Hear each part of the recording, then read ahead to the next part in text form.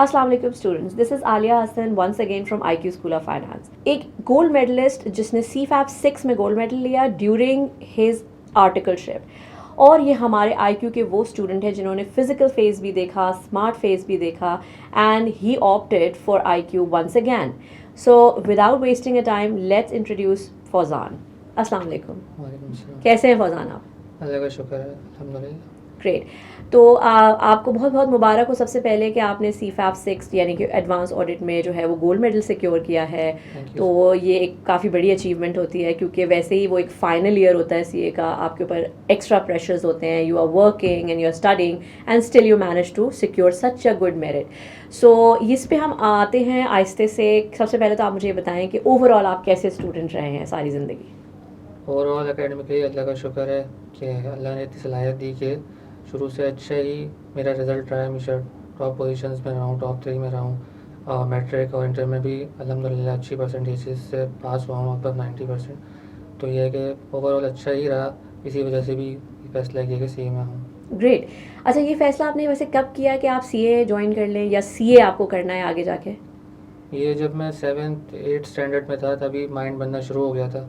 और उसके बाद मतलब उस टाइम पे इस तरह था कि कंप्यूटर साइंस ऑप्ट करूं या किसी और सब्जेक्ट की तरफ जाऊं, इंजीनियरिंग की तरफ जाऊं। इंजीनियरिंग में इतना कोई ख़ास इंटरेस्ट था नहीं, लेकिन सॉफ्टवेयर इंजीनियरिंग का एक शौक़ था, क्योंकि कंप्यूटर का दौर है, टेक्नोलॉजी का दौर है। हर इंसान चाहता है कि टेक्नोलॉजी का पार्ट बनूँ, और क्योंकि इनोवेटिव फील्ड है, प्रोग्रेस बहुत ज़्यादा है उसके अंदर, चांसेस हैं कि आप कुछ अच्छा कर सकें, कुछ नया ला सकें उसके अंदर।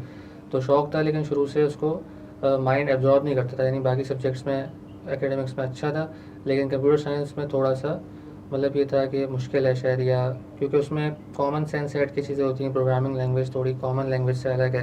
हम्म। तो वो चीज़ मुझे थोड़ा तंग करती थी कि जो कॉमन सेंस वाली चीज़ें हैं वो ज़्यादा मैं अच्छे तरीके से समझ पाता हूँ और उसमें ज़्यादा प्रोग्रेस कर पाता हूँ। तो सऊदी अरबिया में था मैं, मेरी बर्थ वहीं की है। तो वहाँ पर एक चार्टर्ड अकाउंटेंट आए काम करने के लिए, जिस तरह से यहाँ जा रहे होते हैं।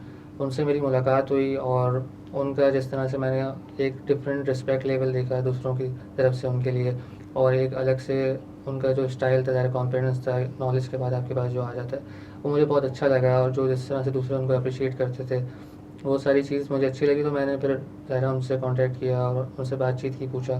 तो उन्होंने उसकी सारी डिटेल्स वगैरह और जो बताई मुझे कि CA में क्या क्या चीज़ें होती हैं, क्या पढ़ाया जाता है, वो चीज़ मुझे फैसिनेटिंग लगी, इंटरेस्टिंग लगी। तो फिर तब मैंने फैसला किया कि हाँ, ये वो सब्जेक्ट है शायद जिसकी तरफ मुझे जाना चाहिए। मेरा माइंड बन गया, तो उसी को लेके फिर मैं चला। मेरी जितनी भी जर्नी के जितने भी डिसीजंस थे वो यही सामने रखते हुए थे कि मुझे CA ही करना है आगे।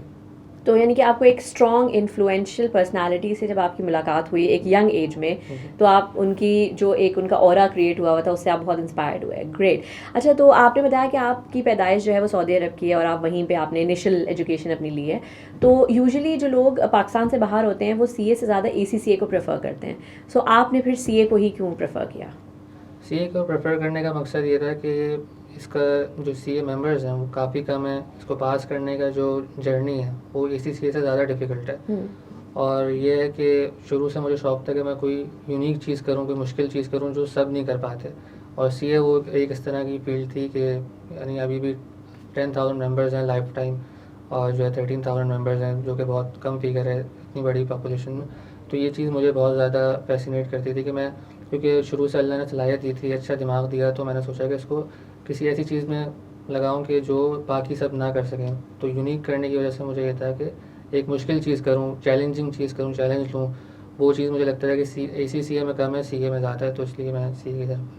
Excellent, excellent. सो आप वो हैं जिनको चैलेंजेस एक्सेप्ट करना अच्छा लगता है। बिल्कुल। सो इस तरह के डिसीजंस जब बच्चे ले रहे होते हैं घर में, तो पेरेंट्स का भी एक रोल होता है उसमें कि वो भी आपके डिसीजन को कभी कभी सपोर्ट करते हैं, कभी वो उसको थोड़ा सा सजेस्ट करने की कोशिश कर रहे होते हैं, या आपको अलग तरीके से समझा के किसी और फील्ड पे ले जाते हैं। सो आपको किस तरीके का एक्सपीरियंस रहा अपने पेरेंट्स के साथ जब आपने ये रिवील किया that you want to be a chartered accountant? Parents की तरफ से तो काफ़ी पॉजिटिव रिस्पांस था। फादर की तरफ से ख़ास तौर पे उन्होंने मुझे काफ़ी सपोर्ट किया, अप्रिशिएट किया। मेरी दादी ने मुझे काफ़ी सपोर्ट किया, और दोनों ने मुझे फाइनेंशियली पूरी जर्नी में काफ़ी ज़्यादा सपोर्ट किया और मोटिवेट किया हमेशा। और यही कहा कि कोई मसला नहीं, अगर कभी पेपर रह भी जाए लोगों का, लोग तो पास ही नहीं कर पाते, तुम इतना कर रहे हो। तो ये फ़ैसले में मेरे फादर ने शुरू से मुझे सपोर्ट किया। और इवन जब मैं मैट्रिक में था तो मैंने तब फैसला कर लिया था CA का, और घर में कम्युनिकेट भी कर दिया था। तो मेरे फादर मुझे लोगों से जब इंट्रोड्यूस करवा रहे थे तो ये कहते थे कि सीए करेगा आगे जाके।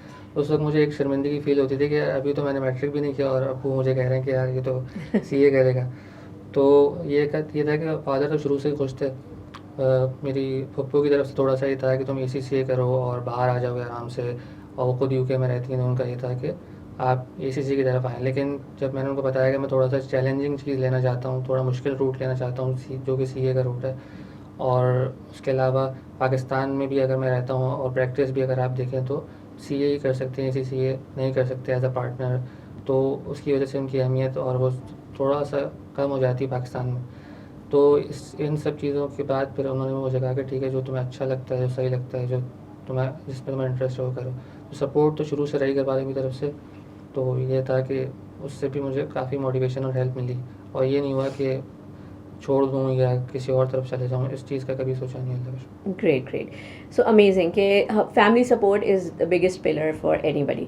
अच्छा, अब फैमिली से हट के आते हैं, जब आप कहीं पर भी एडमिशन लेते हैं तो फिर वहाँ आप फैकल्टी से मिलते हैं, टीचर्स से मिलते हैं। तो अब आपने बताया कि आप जो हैं आप आईक्यू के स्टूडेंट रहे हैं, आपने मोस्टली कैफ जो है वो आईक्यू से पढ़ा। तो आपने आईक्यू की ज़ाहिर ऑब्वियसली आपकी जब फिजिकल क्लासेस होती थी तो फैकल्टी से भी आपका आमना सामना फेस टू फेस इंटरेक्शन रहा होगा। तो how do you think that they have supported you and also kept your motivation intact कि आप आगे कर लेंगे? क्योंकि बहुत दफ़ा ऐसा होता है कि टीचर्स की मोटिवेशन जो होती है वो इतनी इंपॉर्टेंट हो जाती है कि आप कुछ भी अचीव कर सकते हैं। So how was your experience in Kaif with all of the faculty members of IQ school of finance? IQ के टीचर्स ने शुरू से काफ़ी सपोर्ट ही किया, ख़ास तौर पे सर मुर्तज़ा और सर इब्राहिम तो इस चीज़ के लिए मशहूर हैं कि वो काफ़ी ज़्यादा बच्चों को मोटिवेट करते हैं। सर मुर्तज़ा कायद का जो अपना गोल्ड मेडल है और इस तरह से उन्होंने अपनी जर्नी को शेयर की है, उससे काफ़ी मोटिवेशन शुरू से मिली। और सर इब्राहिम ने भी अपनी काफ़ी जर्नी शेयर की, और जो अपना एक्सपीरियंस डेलॉयट के साथ जितनी यंग एज में उनको एक्सपोजर इतना ज़्यादा मिला, इतनी डिफरेंट कंट्रीज़ का ट्रेनिंग्स करवाने का, और अभी भी जिस तरह से आई कैप में उन्होंने ट्रेनिंग्स करवाई, तो उन सब चीज़ों से काफ़ी ज़्यादा मोटिवेशन मिली। फिर उनका जो टीचिंग स्टाइल है वो इतना ज़्यादा अच्छा और मोटिवेटिंग है कि उससे एक तो सब्जेक्ट में इंटरेस्ट भी डेवलप रहा शुरू से, और मोटिवेशन भी है ना इंटैक्ट रही कि हाँ यार, जब इन लोगों ने कर लिया तो हम भी इंशाल्लाह कर लेंगे इनसे पढ़ के। अमेजिंग। अच्छा, आपने जो है जिस सब्जेक्ट में गोल्ड मेडल लिया है, ऑब्वियसली ये तो इस चीज़ के सर इब्राहिम को हम अब आपको भी पता है कि सारे लोग किंग कहते हैं, ठीक है। सो ऑब्वियसली आप पहले तो ये बताइएगा कि आपका एक्सपीरियंस कैसा था, क्योंकि आपको पता है कि सीफैप के पेपर्स आप आर्टिकलशिप के साथ कर रहे होते हैं। तो कितना हेल्पफुल रहा सर के लेक्चर्स जो आप रिकॉर्डेडली देख रहे थे, क्योंकि आप कैफ के बाद आपने एक और ट्रांजिशन भी देखी थी। तो how was he in that subject? Sir Ibrahim से तो मैंने कैप 8 भी पढ़ा था, ऑडिट एंड एश्योरेंस, तो वहीं से उनके साथ जर्नी शुरू हो गई थी। और पहले जब ऑडिट मैंने स्टार्ट नहीं किया था तो मुझे लगता था कि ये बहुत ही मतलब एक जिसे कहते हैं ना, सीए के अंदर ऑडिट एक बैकबोन सब्जेक्ट है, तो सबका ये होता है यार ऑडिट पढ़ना है, बस ऑडिट तक पहुंचना है, क्योंकि लास्ट पेपर होता है कैप का भी। तो सारा टाइम इंसान ये सोच रहा होता है कि यार बस जाना ही, क्योंकि ऑडिट में आगे ऑडिट फर्म में जाना है तो ऑडिट ही करना है, ऑडिट क्या होगा, उसमें होगा क्या, ये चीज़ होती है। लेकिन जब मैंने ऑडिट पढ़ना शुरू किया तो मुझे बहुत ही ज़्यादा वो ड्राई लगा, और मैंने कहा यार जो जितना मैंने सोचा था कि ऑडिट होगा एक सब्जेक्ट इंटरेस्टिंग, उस तरह का मुझे फ़ील नहीं हुआ। लेकिन जब सर इब्राहिम से पढ़ा, और जो इनका एक स्टाइल है पूरा ऑडिट को लेके चलने का, जिस तरह एक स्ट्रक्चर को शुरू में पूरा क्रिएट करते हैं ऑडिट का, और उसके बाद फिर उस स्ट्रक्चर के तहत वो एक फ्रेमवर्क बनाते हैं ऑडिट का, और उसके तहत पूरा सब्जेक्ट वो पढ़ाते हैं, तो कंसेप्चुअली पूरा ऑडिट डिलीवर हो जाता है आपको। वो चीज़ जो सर इब्राहिम की वो यूनिक है, बाकी टीचर्स के पास वो चीज़ मैंने देखी नहीं। ऑब्वियसली सब टीचर्स का अपना अपना स्टाइल है और हर स्टूडेंट को समझ में आता होगा, लेकिन सर इब्राहिम की किंग होने की जो वजह है ऑडिट में, जिस तरह आपने कहा, वो है ही यही कि वो स्ट्रक्चरल वे में पढ़ाते हैं। और क्योंकि पूरा उन्होंने एक एब्जॉर्ब किया हुआ है, जिस तरह से बड़ी फर्म्स होती हैं उनके अपने अपने ऑडिट सॉफ्टवेयर्स होते हैं, उनके अंदर पूरा ऑडिट एक तरह से एक लाइब्रेरी होती है पूरी ऑडिट की, जिसमें कंप्लीट ऑडिट होता है। तो मैं समझता हूँ सर इब्राहिम के अंदर भी शायद वो उस तरह की एक लाइब्रेरी जो है इंस्टॉल हुई थी ऑडिट की, कि वो हर चीज़ को लिंक करके, हर सिनेरियो को लिंक करके, और उसकी मेन वजह उनका एक्सपीरियंस है कि जो उन्होंने इतना टाइम गुजारा है डायरेक्टर तक वो पहुँचे। तो वो चीज़ जो है सर इब्राहिम की क्योंकि यूनिक है, तो उससे कैप 8 में मैंने जब उनसे पढ़ा, तब भी मैं साथ में जॉब कर रहा था अपने फाइनल अटैम्प्ट में, तो तब मैंने उनकी रिकॉर्डेड क्लासेस ली। तो मुझे उनका जो टीचिंग स्टाइल था वो बहुत ही ज़्यादा प्रोडक्टिव लगा, और ये कि वो कम टाइम में अच्छी चीज़ डिलीवर करते थे। सारे पास पेपर्स करवाना, लिंक करवाना साथ साथ हर चीज़ को। तो उसी चीज़ को मैंने कैरी ऑन किया CFAP में। जब CFAP में आया तो स्मार्ट क्लासेस से मुझे तो बहुत ज़्यादा खुशी हुई कि मैं पहले भी जॉब कर चुका था और मुझे ये था कि शॉर्ट लेक्चर्स हों और टाइम कंज्यूमिंग ज़्यादा चीज़ ना हो और टू दी पॉइंट हो। और जैसे फिज़िकल क्लासेस जब मैंने ली तो उसमें ये होता था कि बाज़ दफ़ा इंसान का ध्यान कहीं चला गया, इंसान कुछ सोचने लग गया, टीचर कुछ कह रहा है वो मिस हो गया, तो उस चीज़ को कवर करना बड़ा मुश्किल होता था। और उस वक्त भी रिकॉर्डेड क्लासेस का कोविड के बाद सिस्टम तो आ गया था, लेकिन ये था कि उसमें पूरी रिकॉर्डिंग दोबारा लेना, क्योंकि पूरी पूरी क्लासेस होती थी उसके अंदर, स्मार्ट नहीं होती थी वहाँ पर, वो चीज़ एक मुश्किल फेस करता था मैं। तो जब फिज़िकल क्लासेस भी ले रहा था तो तब टाइम बहुत ज़्यादा लगता था, यानी सुबह 9 बजे IQ आया और रात को जा रहा हूँ 8-9 बजे। अब ज़ाहिर है उसमें टीचर्स इतना टाइम मेहनत करते थे, लेकिन मुझे ये फील होता था कि यार बहुत थकन हो रही है, बहुत टाइम लग रहा है। और अगर कस्टमाइज़ जो मेरे लिए चीज़ यानी लेक्चर हो कि मैं जब चाह रहा हूँ, मैं जब फील कर रहा हूँ कि हाँ यार मैं ले लूँ, या जैसे मैं वीकेंड पे चाह रहा हूँ या मैं रात में ज़्यादा फ्री होता हूँ तो उसमें मैं लेक्चर लेना चाह रहा हूँ, वो चीज़ मुझे नहीं मिल रही थी। फिर मैंने एक क्लास ड्रॉप करना शुरू की बिज़नेस लॉ की, कि ना यार ये क्लास मैं रिकॉर्डेड ले लूँगा। तो जी। जब मैंने वो क्लास ली तो मुझे फ़ील हुआ कि मैं रिकॉर्डेड में ज़्यादा बेहतर तरीके से फोकस कर पा रहा हूँ, क्योंकि रिकॉर्डेड में ब्रेक्स नहीं है और इंटरप्शंस नहीं है, हर चीज़ कट हुई हुई है। फिर जब IQ ने स्मार्ट क्लास की तरफ ट्रांजिशन ली और जब मैंने वो ली तो उसमें तो बहुत ही ज़्यादा, जिसे कहते हैं, एक्सट्रीमली फोकस्ड रह के टीचर्स पढ़ा रहे थे और हर चीज़ जो है वो टू द पॉइंट थी और मैं उसको अपनी मर्ज़ी से अपनी स्पीड पे लेके चल सकता हूँ, स्लो भी कर सकता हूँ, पीछे भी कर सकता हूँ। और जिस तरह से उसकी प्रेजेंटेशन है स्मार्ट लेक्चर्स की, जो कि रिकॉर्डेड क्लासेस की भी नहीं होती, वो चीज़ जो है एक बहुत ही डिफरेंशिएटिंग फैक्टर, यूनिक फैक्टर था, जिसकी वजह से मैंने कहा कि जो CFAP की मेरी जर्नी है वो मुझे फिर यहीं से कैरी ऑन करनी है। ग्रेट।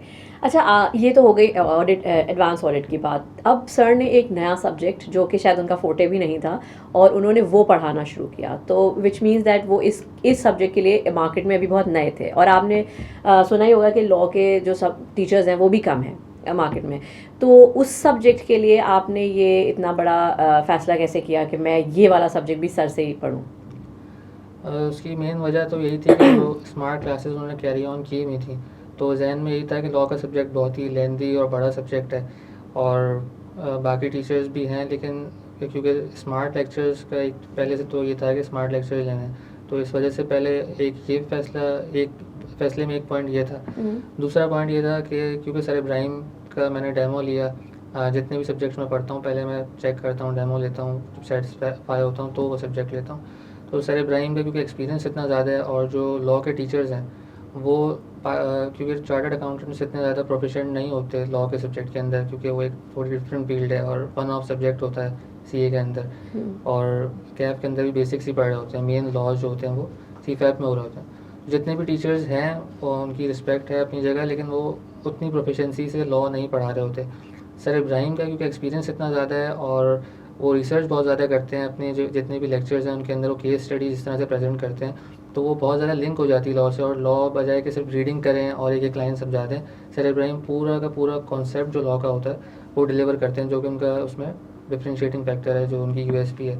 और उसके साथ वो जो भी लॉ की जैसे सेक्शंस होते हैं लिंक्ड होते हैं आपस में, पूरी एक चीज़ लेके चल रहे होते हैं, एक टॉपिक लेके चल रहे होते हैं, उसकी वो कोई ना कोई केस स्टडी ज़रूर उसके साथ लगाते हैं। और आसानी वो स्टूडेंट्स के लिए करते हैं कि जैसे हम लोग CFAP में आर्टिकल्स कर रहे हैं, हमारे पास टाइम नहीं है कि डिफरेंट लॉज डिफरेंट जगह से लिंक हो रहे हैं, कोई रेगुलेशन है, कोई एक्ट है, और इस तरह से तो वो क्या करते हैं कि एक चीज़ बना के सारी चीज़ें एक साथ ले आते हैं और उससे लिंकिंग जितने भी लॉज होते हैं उनका लिंक वहाँ दे देते हैं, जो हमने पहले पढ़ा या जो हम आगे पढ़ने वाले हैं।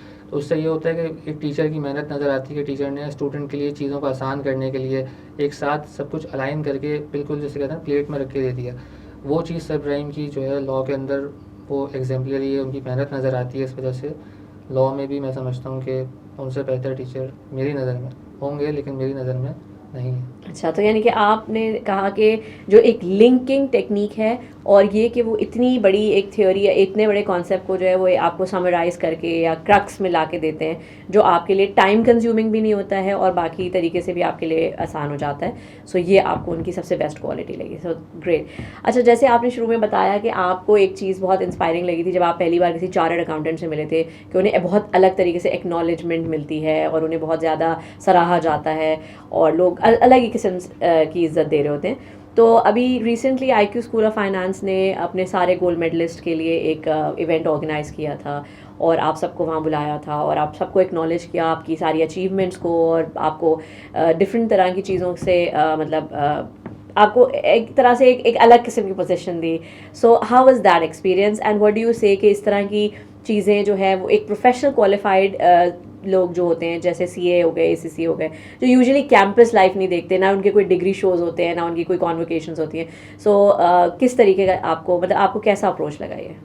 मुझे बहुत ज़्यादा अच्छा लगा जब से इब्राहिम ने मुझे फ़ोन किया, मुझे बुलाया, मेरे पेरेंट्स को बुलाया और कहा कि हम इवेंट कर रहे हैं, जो कि यानी एक यूनिक चीज़ थी, बहुत ज़्यादा देखने को नहीं मिलती. जैसा आपने कहा कि कैंपस लाइफ बिल्कुल भी नहीं है, तो वो चीज़ एक हसरत रहती है सारे सीए स्टूडेंट्स की कि यार हमने कोई कैंपस लाइफ नहीं देखी, कोई डिबेट्स नहीं किए, कोई इवेंट्स अटेंड नहीं किए और कि किसी चीज़ की अप्रिसिएशन हमें इतनी नहीं मिल रही होती, जबकि सीए करना एक मुश्किल चीज़ होती है. तो ये जब आईक्यू ने इवेंट रखा तो बहुत ज़्यादा अच्छा लगा और उससे बड़ी मुझे खुशी हुई कि मेरे पेरेंट्स को बहुत ज़्यादा खुशी हुई कि टीचर्स भी एक्नॉलेज कर रहे हैं इंस्टीट्यूट के अलावा, आई कैप के अलावा.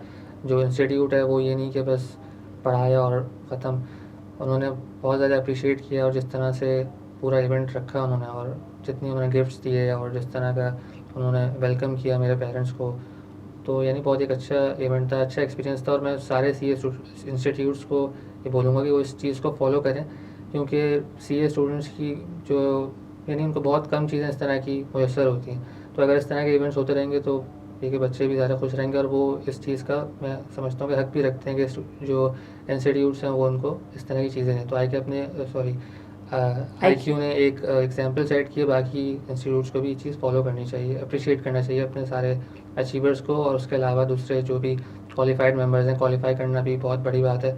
और आईक्यू ने उन सबको भी वहाँ बुलाया हुआ था बड़ी तादाद में जितने भी आईक्यू से पढ़ के क्वालिफाई होते हैं, जो कि काफ़ी ज़्यादा लोग थे. तो काफ़ी अप्रिशिएटिव है कि आईक्यू ने इतना बड़ा स्टेप लिया और सबको बुलाया और सबको अप्रिशिएट किया. Great, thank you. अच्छा ये बताइए कि आप माशाल्लाह से बिग फोर में से एक बड़ी फर्म में हैं और आप वहीं आपकी आर्टिकलशिप चल रही है. सो जब आप अप्लाई कर रहे थे मतलब आपका इंडक्शन पीरियड था और आप फर्म्स में अप्रोच कर रहे थे, so how was your experience of interview and जब आप गए तो आप क्या आपकी क्या फीलिंग्स थी एंड व्हाट वर दोज की थिंग्स जो आपने अपने अंदर उस वक्त बिल्कुल इंटैक्ट रखी हों और वही आपके काम आई? इंटरव्यू के लिए जो मेन चीज़ थी वो पहले तो हम तैयारी करके गए थे, सबसे फीडबैक लिया, टीचर से फीडबैक लिया, सर मुर्तज़ा सर इब्राहिम ने जो है वो उससे पहले पूरी यानी स्टूडेंट्स को गाइडेंस के लिए वीडियो शेयर की अपने प्लेटफॉर्म से कि जब आपने इंटरव्यू में जाना है तो आपने क्या चीज़ बोलनी है, क्या नहीं बोलनी और कॉन्फिडेंस किस तरह से शो करना है, अपना इंट्रोडक्शन कैसे देना है. बहुत सारी चीज़ें सर इब्राहिम ने एक वीडियो शेयर की थी, उसमें उन्होंने हमें बताया कि बच्चे इंट्रोडक्शन देते हैं अपना, तो अपनी वो सारी चीज़ें जो उनकी ऑलरेडी सीवी में लिखी हुई हैं, उनकी एजुकेशन के बारे में, एक्सपीरियंस के बारे में, वो ही शेयर कर देते हैं.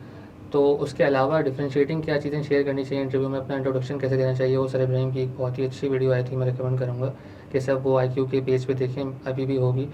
तो उसने काफ़ी ज़्यादा हेल्प किया, उससे मैंने अपना इंट्रोडक्शन तैयार किया और जितनी भी फर्म्स में मैं गया उस तरह का मैंने इंट्रोडक्शन दिया. और मेन चीज़ जो इंटरव्यू में इसके अलावा थी ये थी कि आप कॉन्फिडेंट रहें. अब आज दफ़ा इंटरव्यूअर्स आपको अंडर प्रेशर लेने की कोशिश करते हैं, आप पे सवाल थ्रो करते हैं. 2 लोग जैसे मेरे पास बैठे हुए थे एफ के इंटरव्यू में, तो उन्होंने मुझे सिनेरियो दिया सबसे पहले आते के साथ ही. तो अगर मेरे पास कॉन्फिडेंस नहीं होता और मैं तैयारी से नहीं जाता तो उस सिनेरियो में शायद मैं घबरा जाता और फिर आगे मेरा पूरा इंटरव्यू ख़राब हो जाता. तो कॉन्फिडेंस को शेक नहीं होने देना होता इंटरव्यू के अंदर, फर्म के अंदर.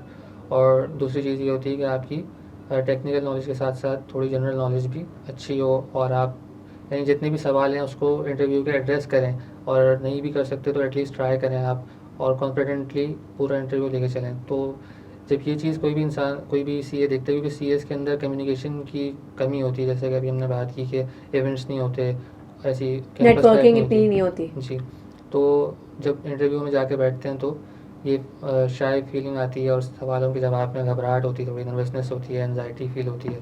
उस चीज़ को अगर ओवरकम कर लें और अपने जितनी भी नॉलेज है और अपने जितनी भी स्किल्स हैं, जनरल नॉलेज है और टेक्निकल नॉलेज है, उसको अच्छी तरह से अगर पोर्ट्रे करें तो इंटरव्यू इजीली जो है वो आपका हो जाता है.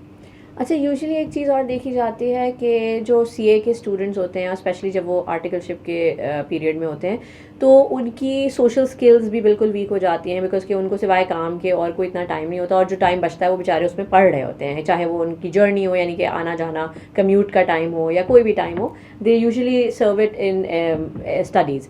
तो इसके बारे में कुछ बताएं कि फिर इस तरह का जो एक फ़ेज़ आता है, तो इस फेज़ में आप अपनी वो लोग जो आपको हमेशा लाइफ लॉन्ग एक सपोर्टिव और पिलर्स की तरह नज़र आए, जैसे आपकी फैमिलीज़ और या आपके जो भी एक्वेंटेंस या सिबलिंग्स, तो आप उनके लिए फिर किस तरीके से अपना टाइम मैनेज करते हैं?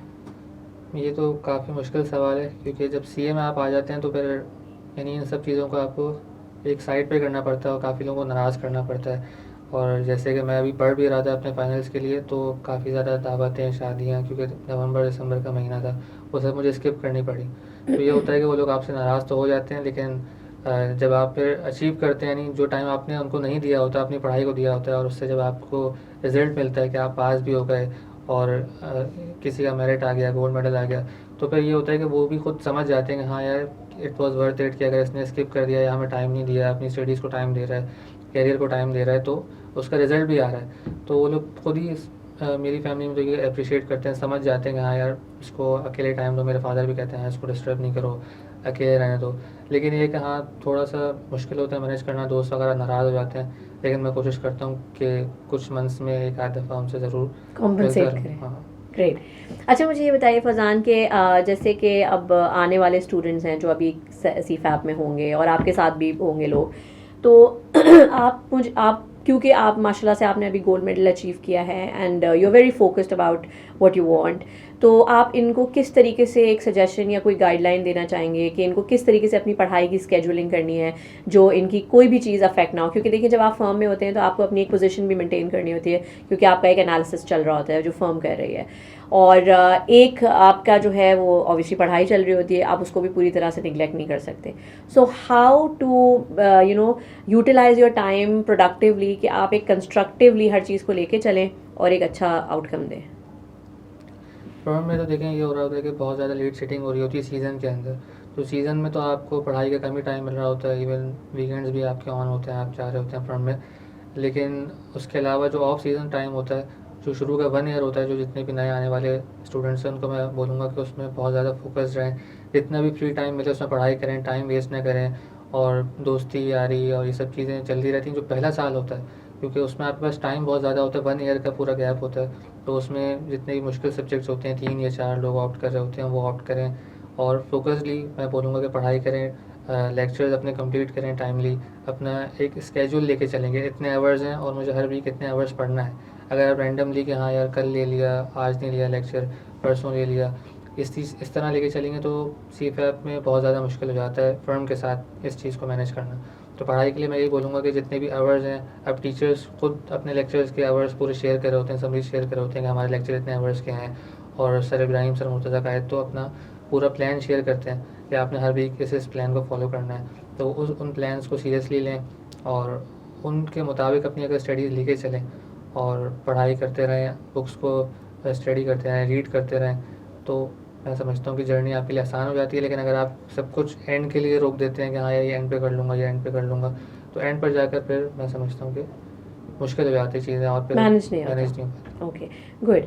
अच्छा, लास्टली मैं आपसे एक और बात पूछूं कि जैसे because you are young person and you have achieved so much up till now, तो अब आपका नेक्स्ट माइलस्टोन क्या है आफ्टर कंप्लीटिंग योर क्वालिफिकेशन? तो आप पाकिस्तान में कंटिन्यू करेंगे या if you are moving abroad और you have other plans? Plan तो जितने भी अब यंग चार्टर्ड अकाउंटेंट्स हैं उनका पाकिस्तान के हालात को देखते हुए यही होता है कि वो पाकिस्तान से बाहर मूव कर जाएँ।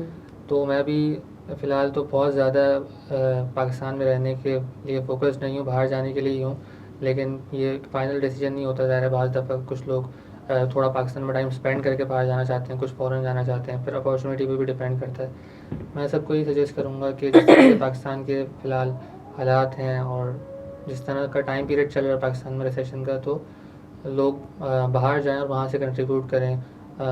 जो भी जिस तरह से यंग चार्टर्ड अकाउंटेंट्स बाहर जाते हैं और वहाँ से वो रेमिटेंसेस भेजते हैं, यहाँ पे बिजनेस सेटअप करते हैं, प्रॉपर्टीज़ बाय करते हैं, तो उससे मैं समझता हूँ कि पाकिस्तान को यहाँ रहते हुए बाहर रह के ज़्यादा फ़ायदा हो सकता है चार्टर्ड अकाउंटेंट से। तो मेरी ठीक है। रिकमेंडेशन यही होगी हम लोग। अच्छा, मुझे ये बताइए कि अगर आप बाहर या अब्रॉड फोकस कर रहे हैं तो आपके दिमाग में कोई स्पेसिफिक रीजन है जिसकी तरफ आपका फोकस है, तो आप अब उसके लिए अपना पाथवे तैयार कर रहे हैं, सो वो किस तरीके से होता है? मेरा फोकस तो मिडिल ईस्ट ही है, क्योंकि मेरी, जैसे मैंने बताया था, बर्थ वहाँ की है, वहीं रहा हूँ मैं। तो वहीं का जो माहौल है वो मुझे पसंद आता है, शौक़ है वहीं रहने का। तो मेरी जर्नी तो इसी तरह से मैं देखता हूँ कि मैं मिडिल ईस्ट किसी तरह से चला जाऊँ। उसके अलावा यूरोप भी एक जो है बहुत अच्छी साइड है, और उसका प्लस पॉइंट ये है कि वहाँ आपको परमानेंट रेजिडेंस और नेशनैलिटी मिलती है, जो कि आपको मिडिल ईस्ट में नहीं मिलती। तो वो एक प्लस पॉइंट है, और सबका अपना अपना मिजाज होता है और चॉइस होती है। दोनों अच्छे रीजन है, मैं समझता हूँ दोनों की तरफ इंसान को ऑप्ट करना चाहिए। ठीक है। So thank you so much Farzan for being on our podcast today, and it was lovely talking to you, and specially जो आपने बताया कि किस तरीके से आपकी लाइफ में कुछ सपोर्ट रहा, जैसे आपके पेरेंट्स का, आपके टीचर्स का, and how you have scheduled your time and also utilized everything from the smart lectures and through the firm experience as well. तो लास्टली मैं आपसे सिर्फ ये कहना चाहूँगी कि is there anything which you want to share with our students कि उन्हें किस तरह की अप्रोच रखनी चाहिए बीइंग अ चार्टर्ड अकाउंटेंट, या in the field of chartered accountancy उनकी क्या अप्रोच होनी चाहिए लाइफ को लेके और अपनी डिसीजन मेकिंग को लेके? लाइफ में अगर आपको सीए करना है तो आपकी जो अप्रोच होनी चाहिए वो रिस्पॉन्सिबल और सीरियस अप्रोच होनी चाहिए। काफ़ी चार्टर्ड अकाउंटेंट्स को मैं देखता हूँ कि वो सीए की फील्ड में आ तो जाते हैं, लेकिन वो उस तरह से कोशिश नहीं कर रहे होते, वो बहुत ज़्यादा एक्स्ट्रा एक्टिविटीज़ में होते हैं, और वो समझते हैं कि नहीं यार, सोशलाइजिंग भी इंपॉर्टेंट है और वीकेंड में दोस्तों के साथ बैठना भी इंपॉर्टेंट है। तो मैं उनको ये रिकमेंड करूँगा कि जो ये आपका एक फ़ेज़ होता है कि आपने क्वालिफाई करना है, आर्टिकलशिप के दौरान जो क्वालिफिकेशन का एक अलग से अहमियत होती है, तो इस टाइम को थोड़ा सा मैं उनको रिकमेंड करूँगा कि यूटिलाइज़ करें पेपर्स को पास करने में, पढ़ाई करने में और दूसरी चीज़ों से दूर रहने में। जब एक दफ़ा आप इस फेज़ से गुजर गए तो फिर ज़ाहिर है कि फिर आप बिल्कुल फ्री हैं, फिर आप जो मर्ज़ी करें, जहाँ जाएँ, जहाँ आएँ, जिससे मिलें, जिस तरह मर्ज़ी अपनी लाइफ स्पेंड करें। तो रिकमेंडेशन ये है कि इस पीरियड में बहुत ज़्यादा फोकस रहें और अपने साथ सीरियस रहें, अपने साथ सिंसियर रहें, क्योंकि अगर आप कोई भी एक्स्ट्रा चीज़ करते हैं other than studies, other than focusing on your career, तो वो आप अपने साथ इनसिंसियर हैं, दूसरों के साथ तो दूर की बात है, अपने साथ आप इनसिंसियरिटी कर रहे हैं कि जब आप इस फील्ड में आ गए उसके बावजूद भी आप फोकस नहीं है, तो मैं समझता हूँ फिर आपको इस फील्ड में नहीं रहना चाहिए। तो यही मैं रिकमेंड करूँगा, अपना स्क्रीन टाइम कम रखें, फ़ोन कम यूज़ करें और पढ़ाई पे और अपने कैरियर पे ज़्यादा फोकस करें। ठीक, thank you so much Farzan for giving us such a good advice for our students. So students, आज फौजाद ने जो हमें बातें बताई उसकी जो अगर हम उसकी एक समरी निकालें तो उसमें सबसे ज़्यादा इंपॉर्टेंट चीज़ जो उन्होंने लास्टली बताई कि you need to be integral and sincere with your own self, क्योंकि देखिए सबसे ज़्यादा आपकी ज़ात आपके साथ होती है, और अगर आप खुद किसी चीज़ की तरफ हैं और फिर आप उसमें सिंसेरिटी शो नहीं कर रहे हैं तो एंड ऑफ द रिज़ल्ट जो होगा वो आप ही को सबसे ज़्यादा नुकसान देगा, बाकी किसी को नहीं, क्योंकि लोग आपकी अचीवमेंट्स, आपके फेलियर्स याद रखते हैं, कुछ टाइम बाद भूल भी जाते हैं, because everybody has their own life, but you will remember your failures throughout your life. So if you don't want to fail in any of your choices, then you need to be focused and you need to be sincere with yourself. इसी के साथ इजाज़त दीजिए, अल्लाह हाफ़िज़।